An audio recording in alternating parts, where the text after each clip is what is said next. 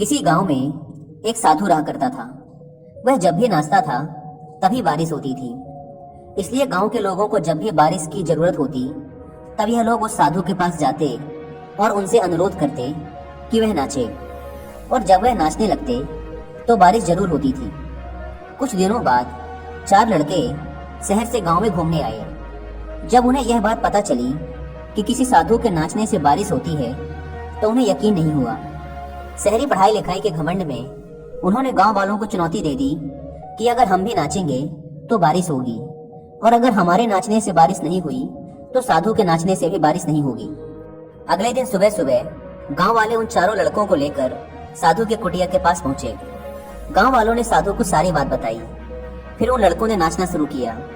पहले लड़के ने नाचना शुरू किया। आधा घंटा बीत गया।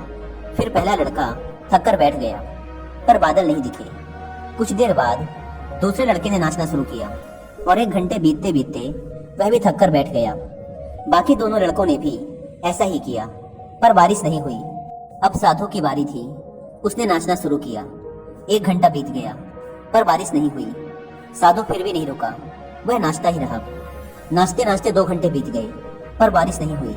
4 घंटे बीत गए, पर बारिश नहीं हुई। लेकिन साधु तो रुकने का नाम ही नहीं ले रहा था। धीरे धीरे शाम ढलने लगी कि तभी बादलों की गड़गड़ाहट सुनाई दी, और थोड़ी देर बाद जोरों की बारिश होने लगी। यह देखकर चारों लड़के दंग रह गए और तुरंत साधु से क्षमा मांगी। फिर चारों लड़कों ने साधु से पूछा, बाबा, भला ऐसा क्यों कि हमारे नाचने से बारिश नहीं हुई और आपके नाचने से बारिश हो गई? साधु ने उत्तर दिया, जब मैं नाचता हूँ तो 2 बातों का ध्यान रखता हूँ।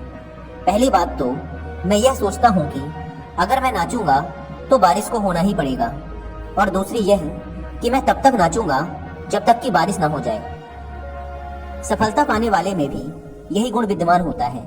वे जिस काम को भी करते हैं उसमें उन्हें सफल होने का पूरा भरोसा होता है, और वह तब तक उस काम को करते हैं जब तक कि उसमें सफल ना हो जाए। इसलिए अगर हमें सफलता हासिल करनी है तो इस साधु की तरह ही अपने लक्ष्य को प्राप्त करना होगा।